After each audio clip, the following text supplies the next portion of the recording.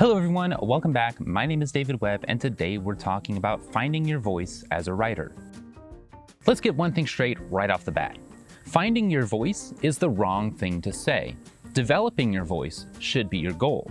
Yes, you have an innate voice that you can write with right now. But if you haven't been writing for years, your genuine voice as it stands right now is immature.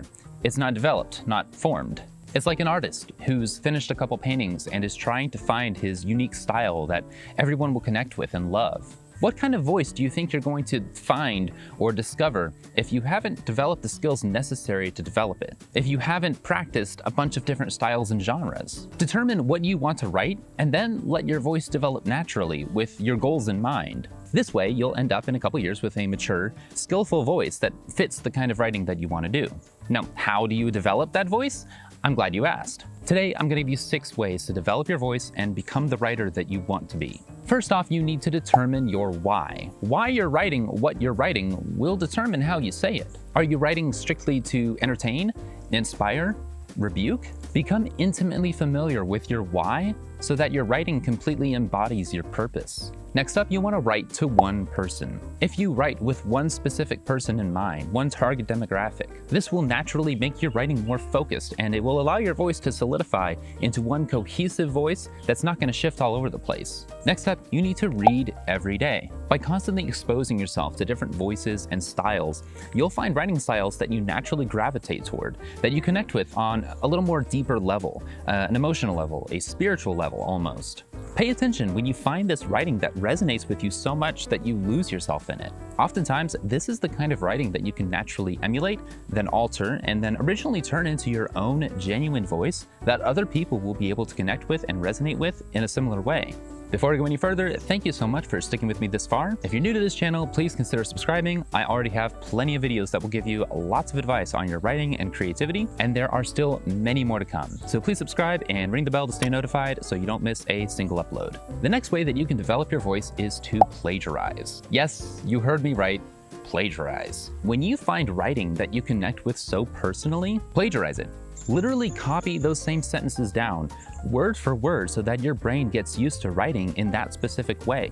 The goal here is not to duplicate the other writer's voice. The goal is to let your mind think about the words that your hand is writing, become familiar writing in new ways, and then to, over time, let it develop a voice of its own, something that's closer to what you want to write. In the end, you'll come up with a voice that is inspired by certain writings, but that will be based on your own life experiences, passions, and taste. Next up, you want to be yourself. Yes, you want to develop your voice and draw inspiration from other writers, but in the end, your voice needs to be a result of your unique self. This allows your writing to come across to the reader in the most genuine, pure, unadulterated way so that your readers can connect with it. Remember, always strive to grow, but be yourself. Readers can sense disingenuous writing. And finally, the single most powerful way that you can develop your voice is to write every single day.